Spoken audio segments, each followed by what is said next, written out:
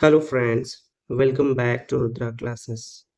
तो दोस्तों, आज की क्लास बेस्ड है सलमान रुश्दी के द फ्री रेडियो पर। अगर बात की जाए आज की क्लास की पैटर्न की, तो मैं पहले से ही क्लियर कर दूं ताकि आपको शुरुआत से ही समझ आ जाए। तो यहाँ हम सलमान रुश्दी के वर्क द फ्री रेडियो को कवर करेंगे और इस क्लास में आपको मिलेंगे 100 प्लस वन लाइनर्स जो पूरी तरह से सिलेबस बेस्ड होंगे। हर वन लाइनर्स के साथ मिलेगा आपको सिंपल और इजी एक्सप्लेनेशन बिल्कुल लेमैन लैंग्वेज में, ताकि कोई भी स्टूडेंट बिना डिक्शनरी खोले इजीली समझ पाए। मतलब यहाँ आपको मिलेगा कॉन्सेप्ट क्लियरिटी प्लस एग्जाम के लिए रेडीमेड पॉइंट्स। तो चलिए शुरू करते हैं। तो पहले हम थोड़ा एक शॉर्ट इंट्रोडक्शन देखते हैं इनका, उसके बाद फिर हम वन लाइनर्स को कवर करेंगे 100 प्लस। तो अगर बात की जाए सलमान रशीद की, तो उनका जन्म 1947 में मुंबई में हुआ और कॉन्टेम्परेरी वर्ल्ड लिटरेचर के सबसे चर्चित और कंट्रोवर्शियल और नोवेलिस्ट में से एक माने जाते हैं। उनकी राइटिंग स्टाइल में मैजिकल रियलिज्म, हिस्टोरिकल एलेगरी और शार्प पॉलिटिकल सटायर का एक अनोखा मेल देखने को मिलता है। रुश्दी के वर्क्स जैसे मिडनाइट चिल्ड्रन, सेम और द स्टैटिक वर्सेस ने उन्हें ग्लोबल रिकॉग्निशन दिलाई। खास बात यह है कि उनके नरेटिव स्टाइल ने इंडियन इंग्लिश फिक्शन को एक नई लिटरेरी एनर्जी और इंटरनेशनल पहचान दिलाई। द फ्री रेडियो उनकी एक short story collection east west का हिस्सा है। यह एक मार्मिक और लेयर्ड कहानी है जो इमरजेंसी के बाद के इंडिया में सेट हुई थी। जैसा कि आपको पता ही होगा कि इंडिया में इमरजेंसी जो थी वो 1947 के बाद कब आई थी? 1975 से 1977 के बीच इमरजेंसी लगाई गई थी। इंदिरा गांधी गवर्नमेंट ने इसको लगाया था और उस समय सरकार ने पॉपुलेशन कंट्रोल के नाम पर एक बड़ा फैमिली प्लानिंग कैंपेन चलाया। इसमें ज़्यादातर फोकस था मेल स्टेरिलाइजेशन यानी वेसेक्टमी पर। ठीक से, वेसेक्टमी मतलब यहाँ पुरुष नसबंदी होता है, ठीक। अ, कई जगह पर लोगों को झूठे वादों जैसे नौकरी, पैसे या इनाम या फ्री रेडियो से अट्रैक्ट किया गया और कई जगह पर जबरन ऑपरेशन भी करवाया गया। लाखों लोगों को इस पॉलिसी से साइकोलॉजिकल और सोशल ट्रॉमा झेलना पड़ा। इस बैकग्राउंड को रुश्दी ने अपनी स्टोरी द फ्री रेडियो में बेस बनाया। एक नया रिक्शा पुलर इस पॉलिटिकल प्रोपेगेंडा का शिकार होता है और फ्री रेडियो के सपने में अपनी ज़िंदगी बदलने की उम्मीद करता है, लेकिन आखिर में उसका सपना टूट जाता है, ठीक। अगर कहानी के सेंट्रल कैरेक्टर की बात करें तो एक यंग और नया रिक्शा पुलर है। वो एक ब्यूटीफुल विडो से शादी करता है जो पहले ही 5 बच्चों की माँ है। वो विडो से परस्यूट करती है कि वह फैमिली प्लानिंग के तहत वैसेक्टमी करवाए और साथ ही यह सपना भी दिखाती है कि सरकार उसे एक फ्री रेडियो इनाम में देगी। वह रिक्शा पुलर मासूमियत से इस झूठी उम्मीद को सच मान लेता है, लेकिन धीरे-धीरे उसके सपनों को और इल्यूजन्स की हकीकत सामने आने लगती है और अंत में उसका भोला विश्वास जो है पूरी तरह टूट जाता है। इस कहानी में रुश्दी ने इनोसेंस, एक्सप्लॉइटेशन और फॉल्स प्रॉमिसेस को बहुत सटल सिंबल्स के साथ प्रस्तुत किया। द फ्री रेडियो सिर्फ एक पर्सनल कहानी नहीं, बल्कि यह एक पॉलिटिकल कमेंटेटरी भी है कि कैसे सत्ता और सरकमस्टेंसेस ऑर्डिनरी लोगों के सपनों का सौदा कर लेते हैं। कहानी के अंत में हमें एक लिंगरिंग सैडनेस के साथ छोड़ जाता है, रिमाइंडिंग अस कि सबसे बड़ी कीमत अक्सर वही लोग चुकाते हैं जिनके पास सबसे कम ताकत होती है। तो चलिए फ्रेंड्स, अब हम वन लाइनर्स देखते हैं। सलमान रुश्दी। रुश्दी का जन्म 1947 में बॉम्बे में हुआ। उन्होंने कैम्ब्रिज से हिस्ट्री पढ़ी थी और उनका बैकग्राउंड इंडिया और ब्रिटिश दोनों कल्चर से जुड़ा हुआ है, जिससे उनकी राइटिंग में ईस्ट वेस्ट का मिलाप है। ठीक। कैम्ब्रिज यूनिवर्सिटी और किंग्स कॉलेज से पढ़ी है। सलमान की राइटिंग स्टाइल मैजिक रियलिज्म और हिस्टोरिक हिस्टोरिकल पॉलिटिकल कमेंटेटरी का ब्लेंड है। ठीक। उनकी राइटिंग स्टाइल जो है magic realism plus politics history का मिक्स है, यानी रियल दुनिया में मैजिकल या अनरियल एलिमेंट्स ऐड करके बड़े सोशल और पॉलिटिकल इश्यूज को हाईलाइट करना। द फ्री रेडियो उनके short story collection east west 1994 का हिस्सा है, जिसमें इंडिया और वेस्ट की कॉन्ट्रास्टिंग वर्ल्ड्स ठीक दिखती है। तो द फ्री रेडियो उनकी short story collection east west का हिस्सा है और इसमें इंडिया और वेस्टर्न दुनिया की कल्चरल डिफरेंसेस और सिमिलरिटीज एक्सप्लोर की गई है।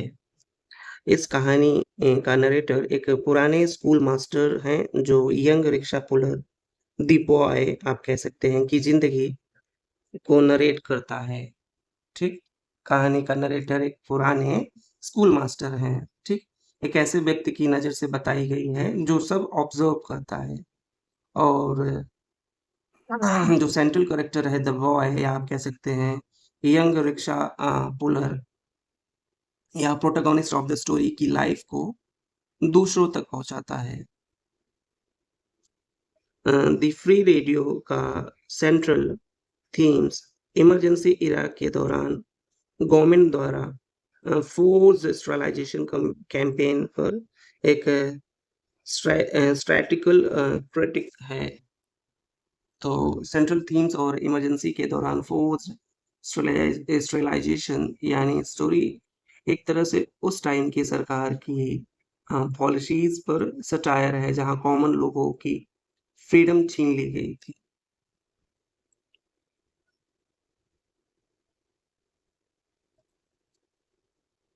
कहानी में द बॉय यानी यंग रिक्शा पुलर को एक मिस्टीरियस फ्री रेडियो का वादा किया जाता है जो दरअसल एक प्रोपेगेंडा और मैनिपुलेशन का टूल है। ठीक। तो यंग रिक्शा पुलर या द बॉय को फ्री रेडियो का वादा किया जाता है, दरअसल ये धोखा था और प्रोपेगेंडा का एक सिंबल है जिससे भोले भाले लोगों को ट्रैप किया गया था उस वक्त अलग अलग चीज़ों से, किसी को जॉब दिलाने का वादा करके किसी को कुछ। रशिदी ने इस स्टोरी में रूरल इनोसेंस और पॉलिटिकल एक्सप्लॉइटेशन को एक साथ एक्सपोज किया है। ठीक। कहानी क्या है? रूरल इनोसेंस और पॉलिटिकल एक्सप्लॉइटेशन को दिखाती है कि कैसे सिंपल और मासूम गांव के लोग आसानी से सरकार के लालच और झूठ में फंस जाते हैं। दी फ्री रेडियो की सेटिंग एक स्मॉल इंडियन टाउन जिसमें गॉसिप र्यूमर और स्टेट इन्फ्लुएंस इंटरविन्ड है। ठीक। यानी सेटिंग एक छोटा सा इंडियन टाउन है जहाँ गॉसिप र्यूमर्स और सरकारी इन्फ्लुएंस सब मिलकर लोगों की सोच को कंट्रोल करते हैं। रुशदी को बुकर प्राइज 1981 में मिडनाइट्स चिल्ड्रन के लिए मिला। यह नोवेल इंडियन इंडिपेंडेंस के बाद की हिस्ट्री का एल्गोरिकल डिपिक्शन है। ठीक। रशदी को 1981 में बुकर प्राइज मिला था। किसके लिए मिला था? मिडनाइट्स चिल्ड्रन के लिए। और यह इम्पोर्टेंट है क्योंकि उस नोवेल ने इंडिया की स्वतंत्रता के बाद की पूरी स्टोरी को एलेगरी यानी प्रतीकात्मक रूप में दिखाया है। कौन से वर्क ने? Midnight children. कहानी फ्री रेडियो एक पावरफुल मेटाफर है फॉल्स प्रोमिसेस, पॉलिटिकल डिसीट और loss of personal freedom of symbol का। ठीक, तो फ्री रेडियो एक मेटाफर है या सिंबल है झूठे वादों और पॉलिटिकल चीटिंग और इंडिविजुअल फ्रीडम के लॉस का।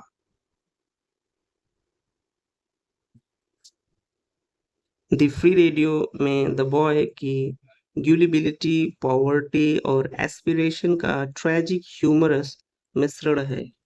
ठीक।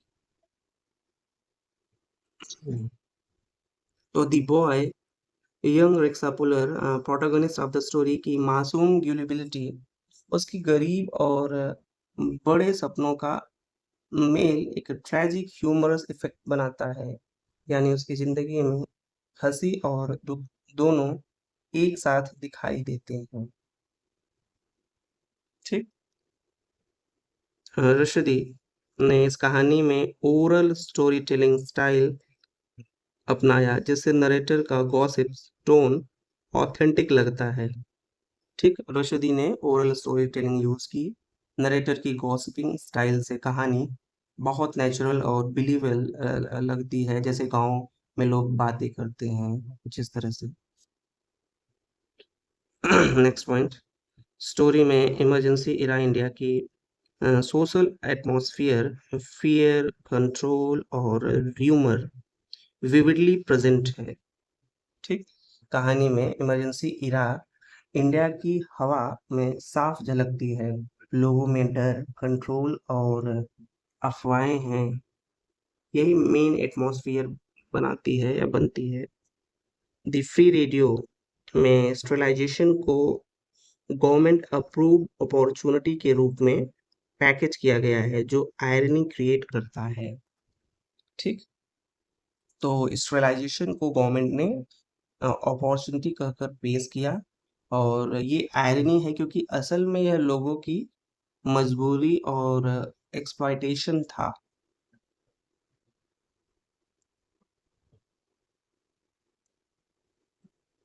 द बॉय की यंग विडो से मैरिज उसकी इवेंचुअल डाउनफॉल की शुरुआत बनती है। ठीक, तो द बॉय यानी यंग रिक्शा पुलर या प्रोटोगनिस्ट ऑफ द स्टोरी की शादी एक यंग विडो से होना उसकी जिंदगी में की डाउनफॉल की एक शुरुआत बन जाती है। ठीक, जिससे उसकी कंडीशन और कमजोर हो जाती है। रशदी के वर्क्स में अक्सर अनरिलायबल नरेटर मिलता है, यहाँ भी नरेटर की बायसेस और लिमिटेड नॉलेज एविडेंट है।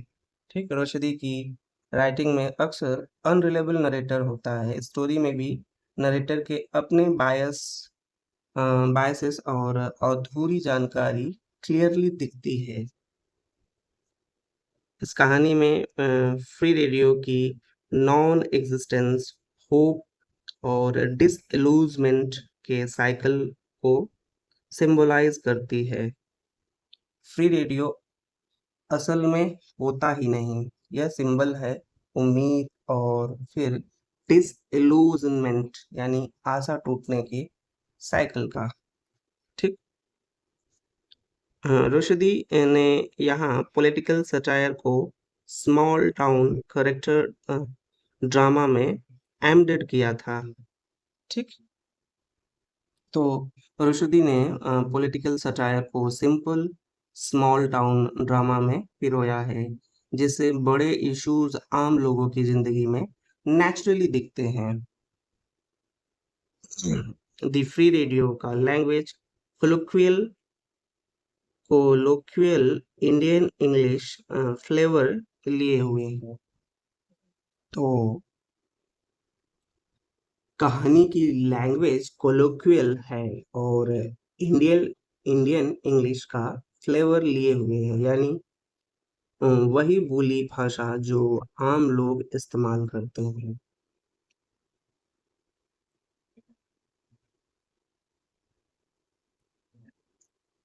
रुश्दी के अन्य फेमस वर्क्स हैं Shame 1983, Satanic Satanic Verses 1988, The Moor's Last Singh.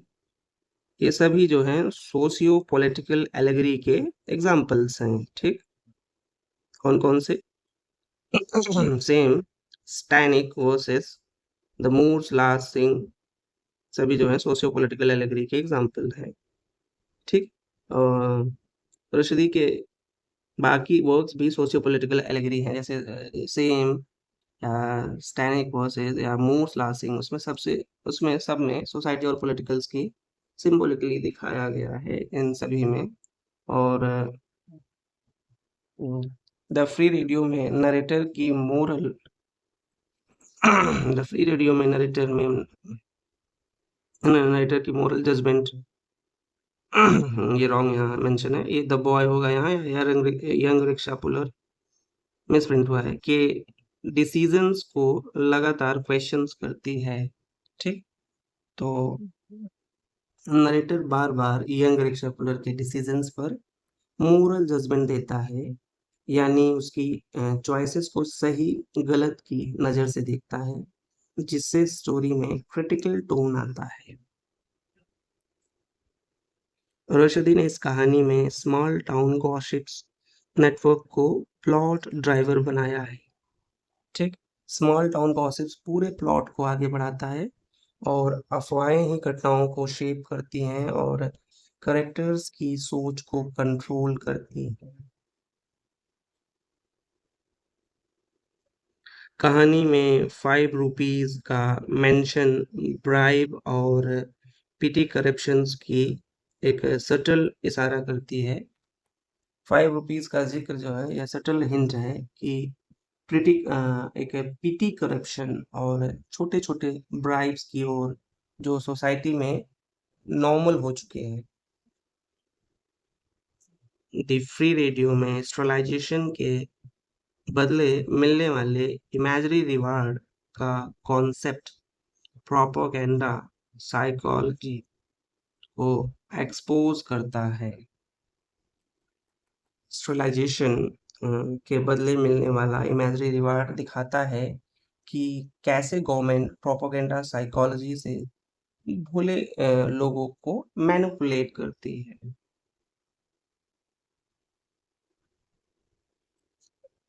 The boy rickshaw छोड़कर नया लाइफ शुरू करने का सपना एक पॉलिटिकल ट्रैप में बदल जाता है। ठीक, द बॉय यानी यंग रिक्शा पुलर का रिक्शा छोड़कर एक नया लाइफ शुरू करने का जो सपना था वो पॉलिटिकल ट्रैप में बदल जाता है। ठीक, अ,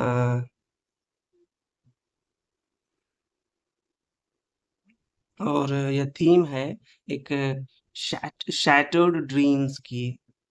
ठीक, इसमें जो थीम है वो एक शैटर्ड ड्रीम्स की है। रशदी के फिक्शंस में अक्सर पर्सनल ट्रेजेडी और पॉलिटिकल इवेंट्स इंटरविंड होते हैं। यह स्टोरी उसका शार्प एग्जाम्पल है।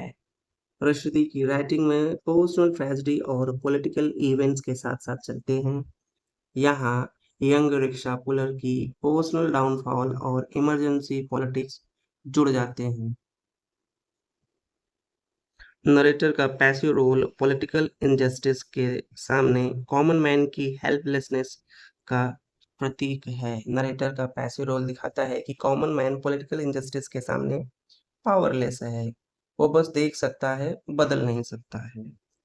द फ्री रेडियो की एंडिंग ओपन एंडेड है, रीडर को द बॉय यानी यंग रिक्शा पुलर के फ्यूचर के बारे में अनसर्टेन छोड़ती है। ठीक, तो एंडिंग ओपन एंडेड है ये, यानी हमें नहीं पता है कि जो सेंट्रल कैरेक्टर है द बॉय या यंग रिक्शा पुलर का फ्यूचर क्या होगा, जिसमें अनसर्टेनिटी और टेंशन बनी रहती है। रशदी के कैरेक्टर्स मल्टी लेयर्ड होते हैं, जैसे द बॉय नैव है लेकिन एम्बिशन और प्राइड से भरा हुआ भी है। ठीक, तो कैरेक्टर्स मल्टी लेयर्ड हैं, यानी यंग रिक्शा पुलर है लेकिन जो यंग रिक्शा पुलर है वो नैव है, लेकिन उसमें एम्बिशन और प्राइड भी है और यही उसकी कॉम्प्लेक्सिटी है।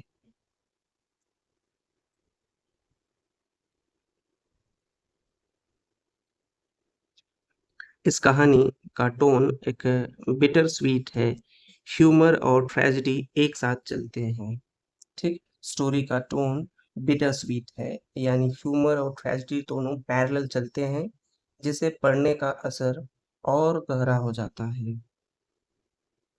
द फ्री रेडियो में इमरजेंसी का बैकड्रॉप सिर्फ पॉलिटिकल नहीं बल्कि डीपली पर्सनल कॉन्सिक्वेंसेस भी दिखाता है। ठीक, इमरजेंसी का असर सिर्फ पॉलिटिकल सिर्फ पॉलिटिक्स तक सीमित नहीं था। यह लोगों की पर्सनल जिंदगी और रिलेशनशिप्स को भी बुरी तरह से बदल देता है। रुश्दी ने यह ड्रीम मोटिव्स का इस्तेमाल किया। द बॉय का रेडियो सुनने का सपना उसकी डिल्यूजन का हिस्सा है। ठीक, द बॉय यानी जो central character young rickshaw puller का रेडियो सुनने का जो सपना उसकी डिसीजन सॉरी हाँ डिल्यूजन यानी भ्रम दिखाता है, यानी वो सच और झूठ में फर्क नहीं कर पाता। कहानी में small town setting, narrow lens, चाय शॉप्स और पब्लिक गॉसिप्स पॉइंट्स के थ्रू लाइवली होती है। ठीक, स्मॉल टाउन सेटिंग को नैरो लेन्स, चाय शॉप्स और गॉसिप्स पॉइंट के जरिए जीवंत बनाया गया है, जिससे कहानी बहुत रियलिस्टिक लगती है। ठीक, द फ्री रेडियो में विडो का करेक्टर अपॉर्चुनिस्टिक येट वल्नरेबल दोनों है। ठीक, तो विडो का करेक्टर जो है वो अपॉर्चुनिस्टिक भी है और वल्नरेबल भी, यानी वह अपने फायदे के लिए डिसीजंस लेती है लेकिन हालात से खुद भी कमजोर है।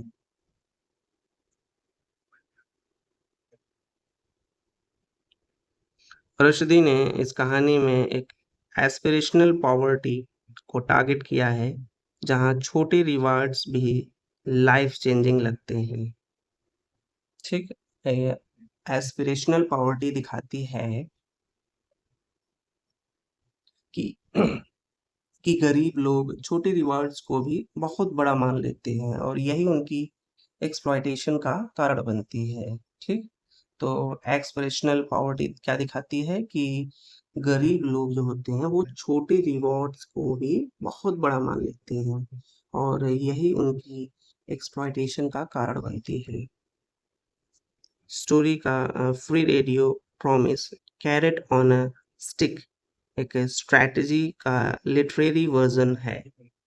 ठीक, तो फ्री रेडियो का वादा carrot on a stick strategy है, जैसा यानी झूठी आशा दिखाकर कंट्रोल करना, तो इसे हम क्या कहते हैं, carrot on a stick. Narrator की लैंग्वेज में मिक्स ऑफ अफेक्शन और सरकाज़म रशदी के न्यूसेंस्ड सॉरी हाँ नॉनसेंस्ड करेक्टर वाइज का एक हॉलमार्क है। ठीक, नॉनसेंस करेक्टर वाइज का क्या है, हॉलमार्क है। तो नरेटर की भाषा में अफेक्शन और सरकाज़म दोनों है और यह रशदी की खासियत है कि नरेटर कॉम्प्लेक्स और मल्टी टोन्ड वॉइस रखता है। द फ्री रेडियो में स्ट्रलाइजेशन, नरेटिव बॉडली ऑटोनॉमी और स्टेट कंट्रोल के कॉन्फ्लिक्ट को रिफ्लेक्ट करता है।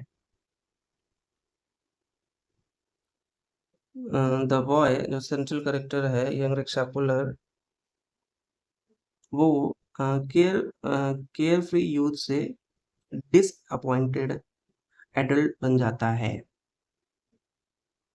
ठीक, सॉरी हाँ ये पॉइंट था। द फ्री रेडियो में स्ट्रलाइजेशन, नरेटिव बॉडली ऑटोनॉमी ऑटोनॉमी हाँ और स्टेट कंट्रोल में कॉन्फ्लिक्ट रिफ्लेक्ट करता है। तो स्ट्रलाइजेशन का थीम बॉडली ऑटोनॉमी यानी अपने शरीर का जो अधिकार है और स्टेट कंट्रोल के बीच एक कॉन्फ्लिक्ट क्लियर करता है। ठीक, नेक्स्ट पॉइंट क्या है? द बॉय की ट्रांसफॉर्मेशन केयर फ्री यूथ से डिसअपॉइंटेड एडल्ट पूरी तरह पॉलिटिकल एक्सप्लॉयटेशन का कारण होते हैं।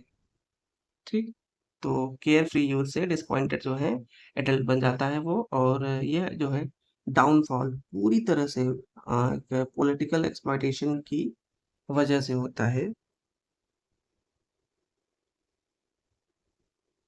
अ, रुश्दी ने इस स्टोरी में एक माइनर कॉमिक टचेस देकर ट्रेजिक इम्पैक्ट को और शार्प बना दिया है। रुश्दी ने कॉमेडी के छोटे-छोटे एलिमेंट्स डाले हैं ताकि ट्रेजेडी और ज़्यादा इम्पैक्टफुल लगे और रीडर पर गहरा असर छोड़े।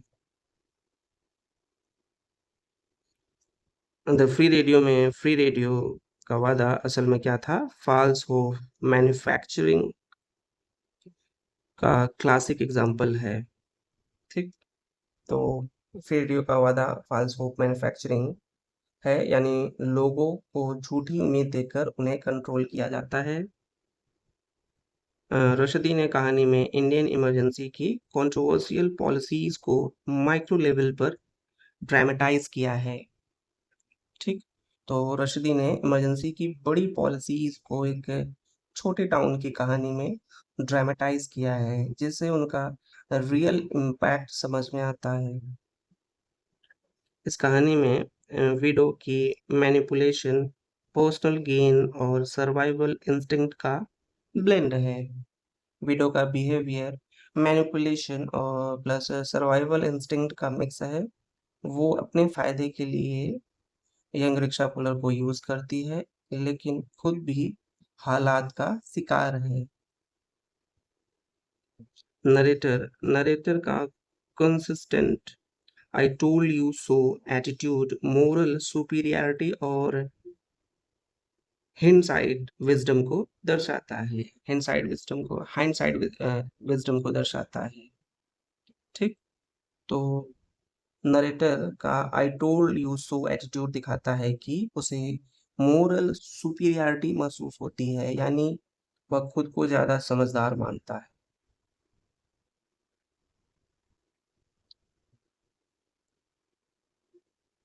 दी फ्री रेडियो का प्लॉट लीनियर है, लेकिन इमोशनल आर्क स्टेडली डाउनवर्ड हो डाउनवर्ड जाता है।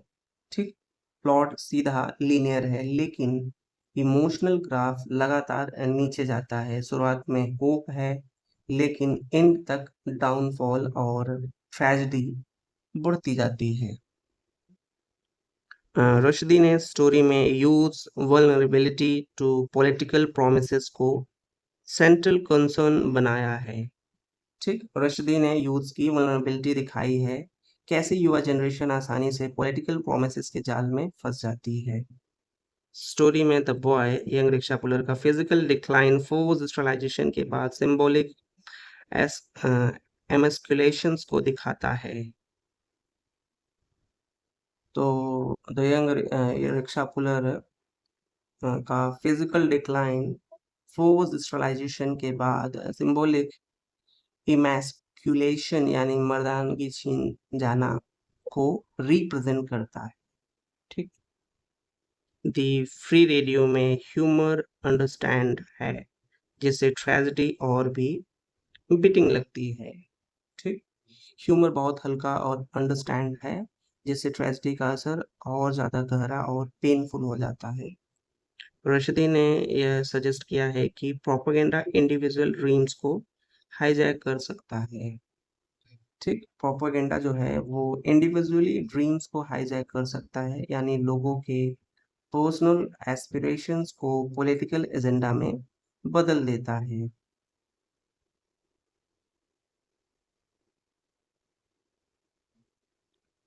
कहानी के गॉसिप्स ड्राइव इन नरेटिव में कम्युनिटी कॉम्प्लेक्सिटी सटली प्रेजेंट है।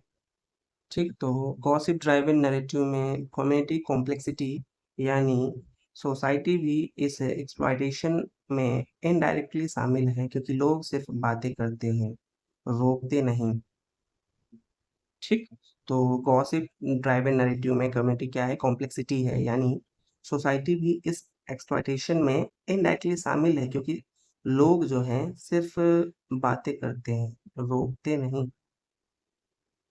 द फ्री रेडियो में द बॉय का प्राइड उसे वार्निंग्स इग्नोर करने पर मजबूर करता है, जिससे उसकी डाउनफॉल तेज हो जाती है। ठीक। तो द बॉय या यंग रिक्शा पुलर का प्राइड उसे राइटिंग्स इग्नोर करने पर मजबूर करता है, उसकी ओवर कॉन्फिडेंस डाउनफॉल को और तेज कर देता है। रश्दी ने इस कहानी में स्मॉल टाउन मोरालिटी और हाइपोक्रेसी को शार्प लेंस से दिखाया है।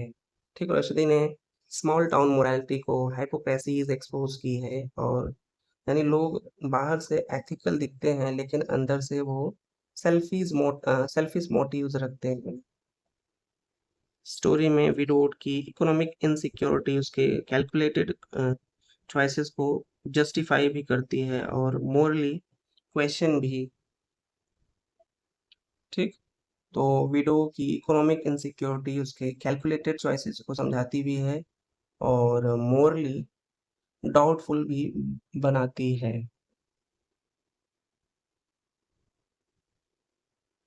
The free radio the free radio का सेटिंग ऐसा है जहां पर्सनल लाइफ और पब्लिक पॉलिटिक्स एक दूसरे से अलग नहीं हो सकते। ठीक। यानी सेटिंग में पर्सनल लाइफ और पॉलिटिक्स अलग नहीं है, हर व्यक्ति की प्राइवेट जिंदगी भी पॉलिटिकल कंट्रोल के अधीन है।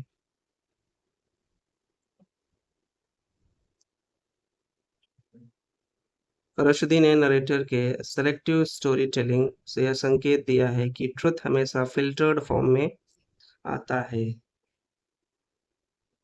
नरेटर की सेलेक्टिव स्टोरी टेलिंग बताती है कि ट्रुथ हमेशा फिल्टर्ड और बायस्ड फॉर्म में सामने आता है। द बॉय की फ्री रेडियो की उम्मीद एक कॉलोनियल इरा के बाद भी कॉन्टिन्यूइंग फॉल्स प्रोमिसेस की कमेंटेटरी बनती है। ठीक, द बॉय या यंग रिक्शा पुलर का फ्री रेडियो का सपना कॉलोनियल इरा के बाद भी झूठे वादों की कॉन्टिन्यूटी दिखाती है, यानी इंडिपेंडेंस के बाद भी लोग पॉलिटिकल मैनिपुलेशन झेलते रहे हैं। द फ्री रेडियो में कैरेक्टर्स के बीच power dynamics gender as economic status पर आधारित है। कैरेक्टर्स के बीच पावर डायनेमिक्स जेंडर एज और इकोनॉमिक स्टेटस पर डिपेंड करते हैं, किसके पास पैसा है या अथॉरिटी है वही कंट्रोल करता है। रश्दी ने इस कहानी के रश्दी ने इस कहानी में ऑब्जेक्ट यानी रेडियो को सेंट्रल सिंबल बनाकर प्लॉट और थीम को टाइटली यूनिफाई किया है। ठीक। रेडियो सेंट्रल सिंबल है, उसी ऑब्जेक्ट से प्लॉट कनेक्ट होता है और थीम यूनिफाई होती है। कहानी का एटमॉस्फेयर धीरे धीरे ऑप्टिमिज्म से साइनिसिज्म में बदलता है। स्टोरी का एटमॉस्फेयर धीरे धीरे बदलता है। शुरुआत में होप है, लेकिन धीरे धीरे सब साइनिसिज्म और डिसअपॉइंटमेंट में बदल जाता है।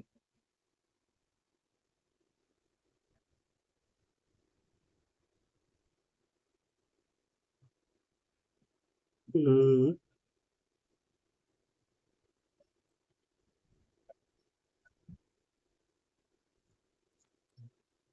रशदी के लिए यह स्टोरी एक माइक्रोज्म है, छोटे टाउन की स्टोरी में पूरे देश का पॉलिटिकल क्लाइमेट दिखाना।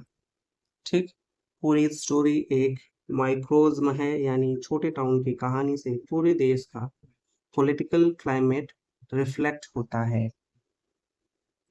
द फ्री रेडियो में नरेटर का टोन कभी-कभी ऑलमोस्ट पैटर्नल होता है, जैसे वो द बॉय यानी सेंट्रल कैरेक्टर को बचाना चाहता है लेकिन पावरलेस है। ठीक।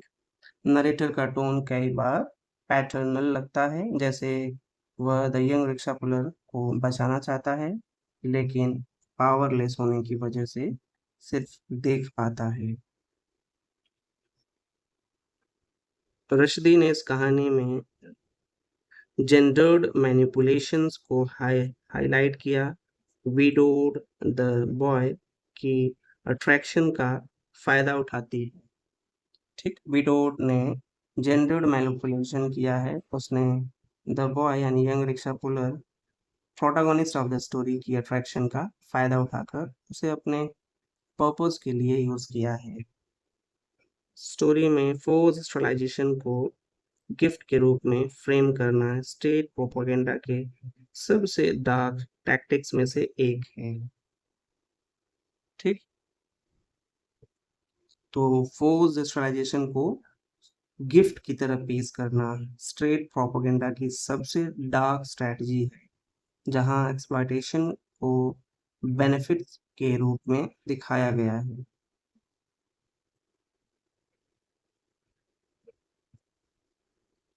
द फ्री रेडियो में यूथ अनएम्प्लॉयमेंट बैकग्राउंड डिटेल के रूप में प्रेजेंट है, जिससे द बॉय एक वल्नरेबल बनता है। ठीक, यूथ अनएम्प्लॉयमेंट बैकग्राउंड डिटेल है। यही रीजन है कि young rickshaw puller vulnerable one vulnerable यानी वो टूट जाता है, तो वनरेबल बना है और पॉलिटिकल प्रोमिसेस पर जल्दी भरोसा कर बैठता है। द बॉय का इवेंचुअल बिटरनेस, ब्रोकन ड्रीम्स और पॉलिटिकल बीट्रेल का साइकोलॉजिकल इम्पैक्ट है। The boy young rickshaw puller की बिटरनेस, ब्रोकन ड्रीम्स और पॉलिटिकल बीट्रेल का साइकोलॉजिकल रिजल्ट है, यानी उसका डिसअपॉइंटमेंट प्योरली एक्सप्लॉयटेशन का आउटकम है।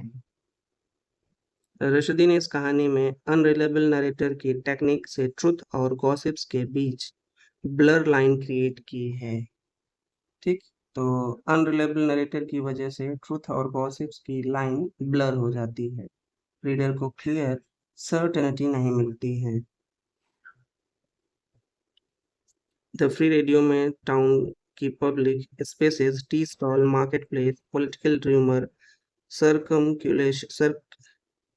सर्कुलेशन के हर्ब्स के रूप में काम करते हैं। ठीक, टी स्टॉल और मार्केट प्लेसेस जो हैं पॉलिटिकल र्यूमर्स फैलाने की एक तरह से वो हर्ब्स बनते हैं, यानी पब्लिक स्पेसेस ही प्रोपेगेंडा की कैरियर्स हैं।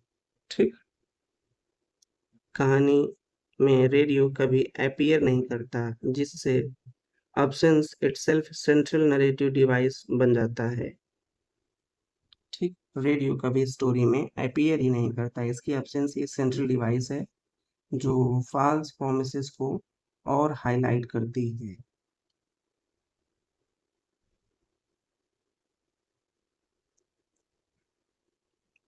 रशदी के ह्यूमर में यहाँ स्मॉल अब्सर्डिटीज है जो बिगर इनजस्टिस को और एक्सपोज करती है। ठीक, रशदी का ह्यूमर छोटे ऑब्जर्व मोमेंट्स में आता है जो बड़े पॉलिटिकल इनजस्टिस को और शार्प तरीके से एक्सपोज करते हैं।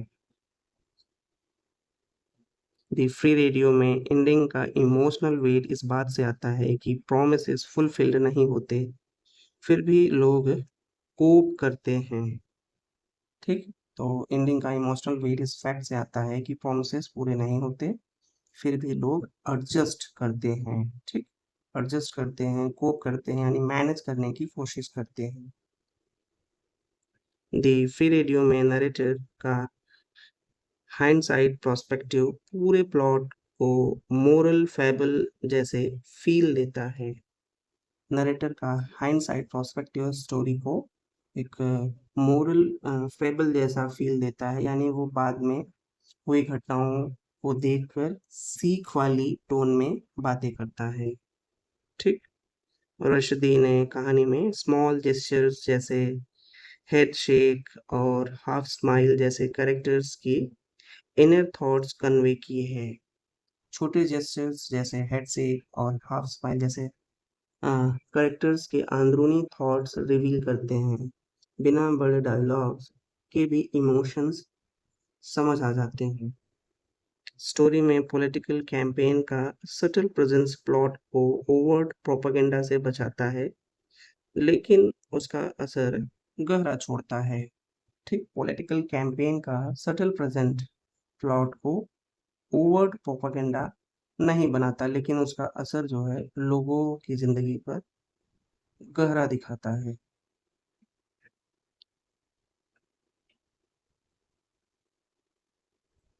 Next point, the free radio में द यंग रिक्शा पुलर या द बॉय का यूथफुल वैनिटी उसे प्रैक्टिकल वार्निंग्स अनसुनी करने पर मजबूर करता है।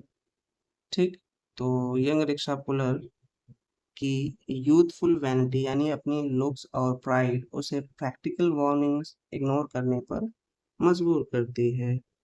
रशदी ने ऑप्टिमिज्म और नैव नैवि नैविटी को ट्रेजेडी के सीड्स की तरह प्लांट किया है। ठीक, रशदी ने ऑप्टिमिज्म और नैविटी को शुरुआत से ही ट्रेजेडी के सीड्स की तरह प्लांट किया है, यानी वही मासूमियत बाद में डाउनफॉल बनाती है। इस कहानी में विडोड का चार्म और कैलकुलेटेड पेशेंस मैनिपुलेशन को बिलीवेबल बनाते हैं। ठीक, विडो का चार्म और पेशेंस उसकी मैनिपुलेशन को बिलीवेबल बनाते हैं। वो धीरे धीरे यंग रिक्शा पुलर को कंट्रोल करती। द फ्री रेडियो में स्मॉल टाउन इकोनॉमी का लिमिटेशन कैरेक्टर्स के ऑप्शंस को नेचुरली रिस्ट्रिक्ट करता है। स्मॉल टाउन इकोनॉमी की लिमिटेशन कैरेक्टर्स की लाइफ को रिस्ट्रिक्ट करती है, यानी उनके पास चॉइसेस ही बहुत कम हैं। रशदी ने नरेटर को कभी एक्टिव हेल्पर नहीं बनाया, वो सिर्फ क्रॉनिकलर और मोरल गाइड नहीं। ठीक, नरेटर सिर्फ क्या है, क्रॉनिकलर है, यानी वो एक्टिव हेल्पर नहीं है, वो यंग रिक्शा पुलर की मदद नहीं करता, बस घटनाएं रिकॉर्ड करता है। स्टोरी में फ्री रेडियो एब्सेंट रहते हुए भी पूरे प्लॉट में साइकोलॉजिकल एंकर बना रहता है। रेडियो एब्सेंट रहते हुए भी पूरे प्लॉट में साइकोलॉजिकल एंकर है। द बॉय यानी यंग रिक्शा पुलर का हर सपना, उम्मीद उसी पर टिकी।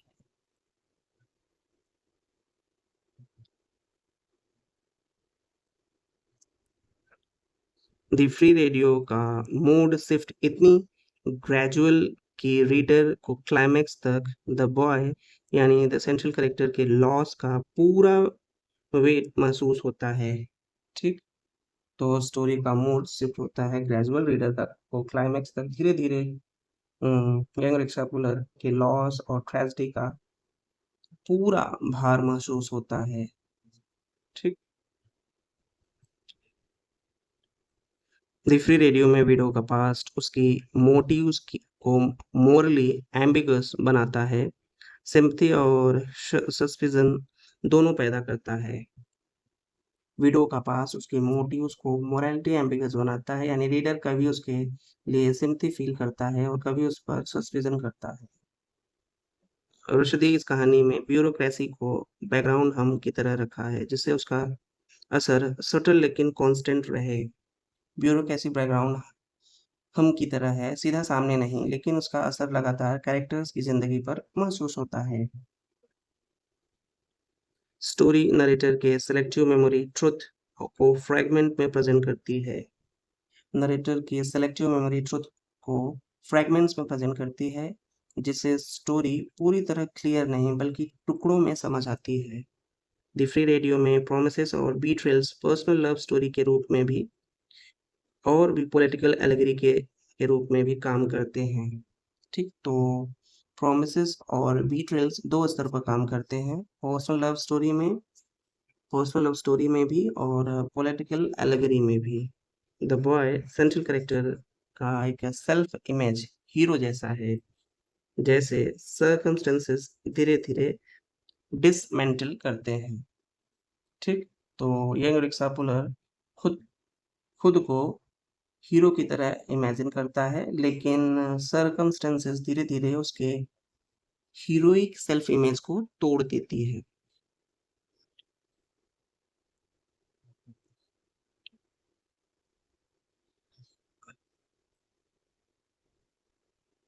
रश्दी ने कहानी में पब्लिक ओपिनियन प्लॉट शेपर बनाया है, गॉसिप डिसीजन को इनडायरेक्टली इन्फ्लुएंस करता है, ठीक? तो पब्लिक ओपिनियन और गॉसिप प्लॉट शेपर है ये, यानी लोगों की बातें इनडायरेक्टली कैरेक्टर्स के डिसीजंस को इन्फ्लुएंस करते हैं। द फ्री रेडियो में स्टेलाइजेशन के बाद the boy young rickshaw puller का कैरेक्टर आर्क फिजिकल लॉस से ज़्यादा साइकोलॉजिकल डिसइल्यूजनमेंट पर फोकस करता है, ठीक? स्टेलाइजेशन के बाद द बॉय यानी यंग रिक्शा पुलर का डाउनफॉल सिर्फ फिजिकल लॉस नहीं बल्कि एक साइकोलॉजिकल डिसइल्यूजनमेंट से ज़्यादा है।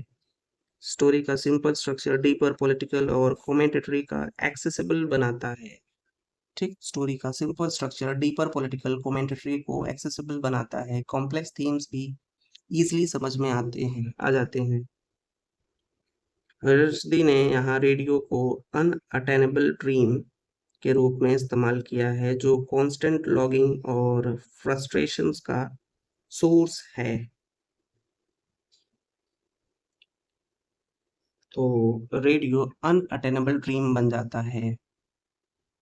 यहाँ कांस्टेंट लॉगिंग और फ्रस्ट्रेशन का सिंबल है।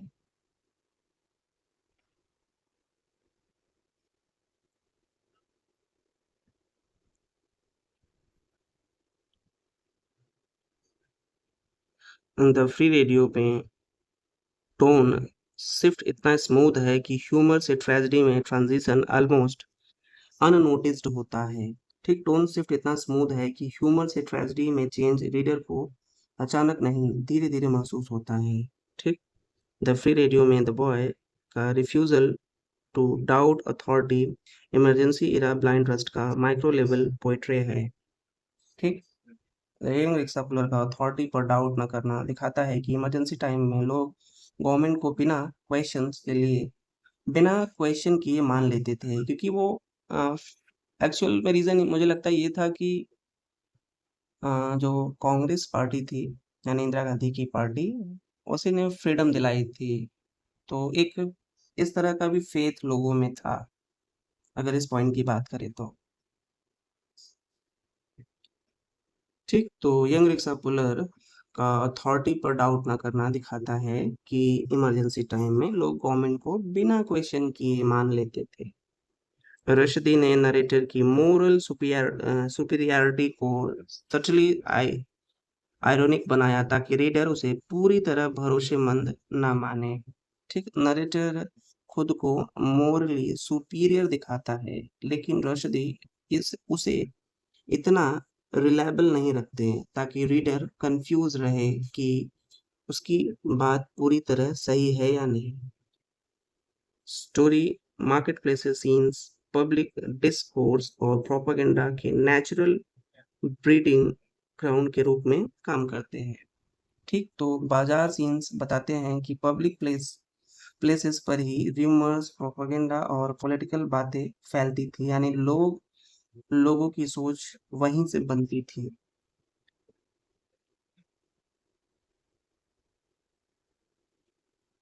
अभी ये कितने वन लाइनर्स हैं, मगर 115 वन लाइनर्स और बचे हैं। रिमेनिंग की बात करें तो 22 वन लाइनर्स अभी और हैं, इसको भी हम कंप्लीट कर लेते हैं। तो the free radio symbol consumer desire और पॉलिटिकल मैनिपुलेशन दोनों को एम्बॉडी करता है। ठीक, फ्री रेडियो सिंबल बन जाता है एक तारीफ लोगों की छोटी डिजायर, और दूसरी तरफ कमेंट का लोगों को मैनिपुलेट करना। द बॉय सेंट्रल कैरेक्टर का physical transformation thin tired older personal cost of political schemes का विजिबल मेकर है। ठीक, तो द बॉय का वीक और एज्ड दिखाना ये बताता है कि पॉलिटिकल स्कीम्स का सबसे बड़ा नुकसान आम इंसान की जिंदगी और बॉडी पर पड़ता है। रशदी ने यह ऑब्जेक्ट अब्सेंस रेडियो को इतना सेंट्रल बना दिया कि उसकी नॉन अराइवल क्लाइमेक्स बन जाती है। ठीक, रेडियो का ना आना ही क्लाइमेक्स है, यानी कभी मिला ही नहीं, और यही अब्सेंस पूरी कहानी का सबसे बड़ा पॉइंट बन जाता है। ठीक, ऐसे लाइंस को मैं रीड कर दे रहा हूँ, आप देख लीजिएगा। द फ्री रेडियो में विडोड की साइलेंस कई की मोमेंट्स पर मैनिपुलेटिव स्ट्रेटजी का हिस्सा है। ठीक, स्टोरी में नरेटर के इनडायरेक्टली कमेंट्स कल्चरल नॉर्म्स और मोरालिटी पर लाइट कमेंटेटरी भी देते हैं। रश्दी ने एंडिंग में एम्बिग्यूटी रखकर प्रोपेगेंडा के लॉन्ग टर्म इम्पैक्ट को रीडर की इमेजिनेशन पर छोड़ा है। द फ्री रेडियो ट्रैजिक पंच इस फैक्ट से आता है कि लॉस अवॉइडेबल था, लेकिन ह्यूमन फ्लॉज ने उसे इनएविटेबल बना दिया। द फ्री रेडियो में इमरजेंसी की स्टरलाइजेशन पॉलिसीज को personal love and marriage narrative में वेव किया गया है।